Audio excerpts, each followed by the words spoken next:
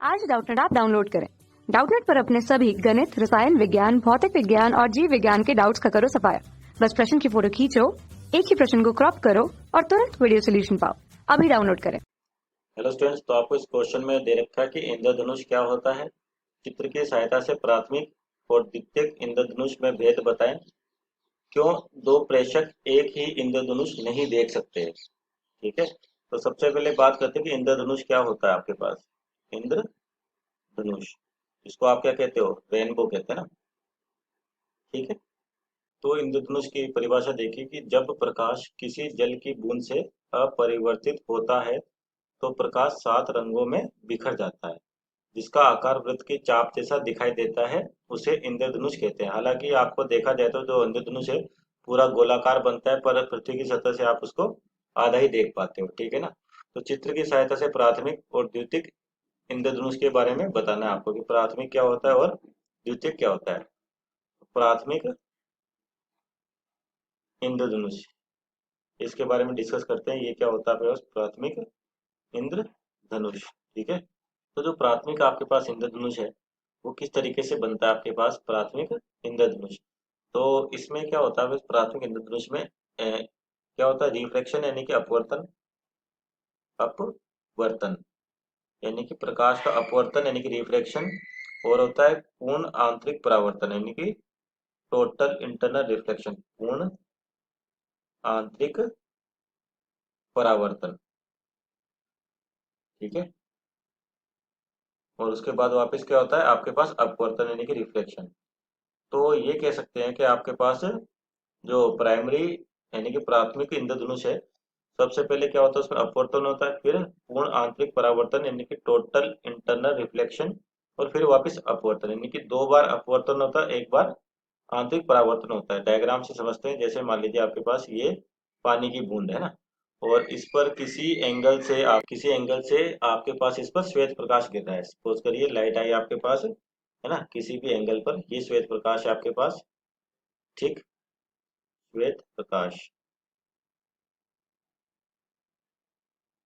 ठीक है, तो जैसे ही ये इस बूंद पर गिरता है, ये क्या आपके पास वाटर ड्रॉप यानी कि पानी की बूंद है ना। तो क्या होता है कि आपके पास यहाँ पर अपवर्तन होता है, रिफ्लेक्शन। ठीक है, इस तरीके से गिरी लाइट मान लीजिए और एक यहाँ पर गई। अब दोनों का अलग अलग होता है आपके पास कौन सा अपवर्तन कोण, क्योंकि दोनों का तरंग दैर्ध्य अलग होता है। ठीक है, जो तरंग दैर्ध्य है और ये आपके पास अपवर्तन गुणांक, ये क्या होता है, इनवर्स होता है तरंग दैर्ध्य। इसलिए दो आपके पास जो श्वेत प्रकाश आ रहा है तो 7 कलर में टूट जाएगा, पर अपन 2 ही बना रहे हैं। 7 कलर के लिए अलग अलग आपके पास अपवर्तन कोण होगा। ठीक है ना, तो यहाँ से तो क्या लाइट आई और ये टूट गई इस तरीके से। अब यहाँ पर क्या होता है आपके पास वापस TIR होता है, पूर्ण आंतरिक परावर्तन। जैसे मान लीजिए रे है आपके पास, पूर्ण आंतरिक परावर्तन हुआ इसका, और इसके बाद वापस अपवर्तन के थ्रू ये बाहर निकल गई। उसी तरह से ये जो दूसरी रे आपके पास यहाँ से इसका पूर्ण आंतरिक परावर्तन हुआ। ठीक, और इसके बाद ये कहाँ निकल गई आपके पास, इस तरीके से निकल गई। ठीक है, तो ये जो कलर होता है आपके पास, ये होता है आपके पास वॉयलेट यानी कि जामनी, और ये होता है रेड। बाकी 7 कलर इसके बीच में होते हैं। ठीक है ना, तो इस तरीके से आपके पास प्राथमिक इंद्रधनुष बनता है। सबसे पहले अपवर्तन, फिर आपके पास परावर्तन, और कौन सा पूर्ण आंतरिक, और उसके बाद वापस अपवर्तन। ठीक है, और जब पानी की बूंद से आपके पास ये लाइट बाहर आती है तो इनके लिए जो कोण होते हैं, विचलन कोण, उनका मान होता है आपके पास स्टैंडर्ड वैल्यूज है ये। ठीक है ना, आर के लिए तो आपके पास 43 डिग्री, और वॉयलेट के लिए होता है 41 डिग्री। यानी कि 2 डिग्री का डिफरेंस, इस 2 डिग्री में आपके पास पूरे 7 कलर होते हैं।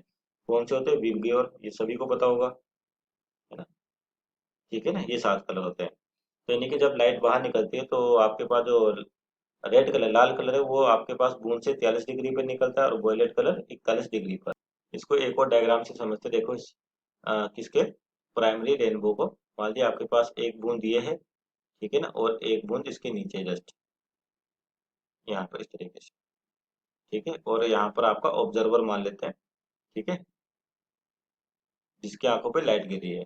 तो क्या होगा, यहाँ से मान लीजिए कोई भी लाइट आई आपके पास इस तरीके से। ठीक है, और उसके बाद क्या होगा, ये यहाँ पर क्या होगी, इसके अंदर जाएगी किसी कोण पर, इसका क्या होगा, पूर्ण आंतरिक परावर्तन होगा और ऐसे निकलेगी। ठीक है, और उसके बाद आपके आंखों पे गिरेगी डायरेक्ट, यानी कि यहाँ पर।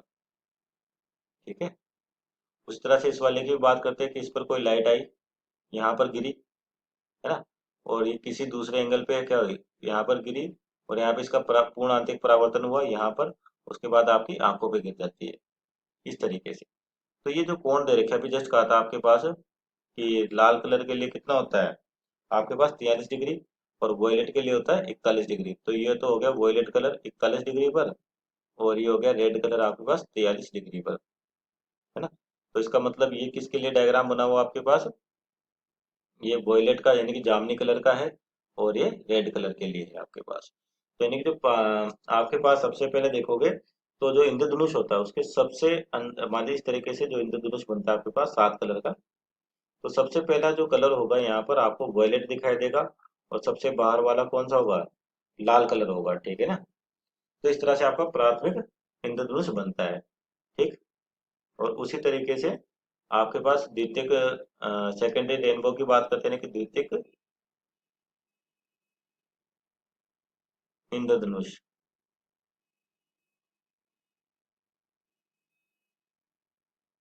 ठीक है, तो ये द्वितीयक इंद्रधनुष क्या है या सेकेंडरी रेनबो, कि कई बार आपके पास क्या होता है इस प्राइमरी के साथ साथ क्या होता है आपको एक और रेनबो दिखाई देता है ना। जैसे ये प्राथमिक आपके पास या प्राइमरी बोल दीजिए रेनबो, है ना। तो इसके साथ साथ क्या होता है आपको एक और, है ना, रेनबो दिखता है काफी टाइम। पर वो क्या होता है इसका जस्ट रिवर्स होता है, यानी कि जैसे रिवर्स का मतलब कि अगर ये प्राथमिक है ये वॉयलेट होगा ये रेड होगा, तो द्वितीयक बनेगा या सेकेंडरी बनेगा तो उसका अंदर का जो कलर होगा आपके पास ये कौन सा होगा, रेड होगा, और सबसे बाहर का कलर कौन सा होगा, वॉयलेट होगा आपके पास, यानी कि जामनी। ठीक है ना। तो ये तो प्राथमिक हो गया, पी से लिख देते हैं, और द्वितीयक या सेकेंडरी रेनबो हो गया आपके पास इस तरीके से। ठीक, तो इनके जो बनने का तरीका है वो किस तरीके से है देखिए, कि सेकेंडरी रेनबो कैसे बनता है। आपके इंद्रधनुष आपका समझने के लिए मान लीजिए ये हो गया आपके पास पानी की बूंद, और इस पर क्या है प्रकाश गिर रहा है आपके पास, ठीक है ना। तो मान लीजिए आपके पास यहाँ पे प्रकाश गिरा कुछ इस तरीके से, उसके बाद क्या होगा यहाँ पर ये 7 कलर में बिखर जाएगा, पर अपन दो ही कलर बना लेते हैं। देखिए मान लीजिए पहला कलर ये हो गया आपके पास इस तरीके से, और ये वापस बाहर निकल गया। तो ये तो हो गया पहला आपके पास, यानी कि अपवर्तन, TIR यानी कि पूर्ण आंतरिक परावर्तन, पूर्ण आंतरिक परावर्तन फिर अपवर्तन, यानी कि दो टी में आपके पास क्या होंगे, दो तो TIR होंगे, है ना, और दो ही क्या होंगे अब, और TIR का मतलब पूर्ण आंतरिक परावर्तन जो सॉरी अपवर्तन जो ऊपर लिखा हुआ है ना, और दो ही क्या होंगे अपवर्तन होंगे, सिंपल रिफ्लेक्शन होंगे लाइट के। ठीक है, दो तो पूर्ण आंतरिक परावर्तन और दो ही अपवर्तन।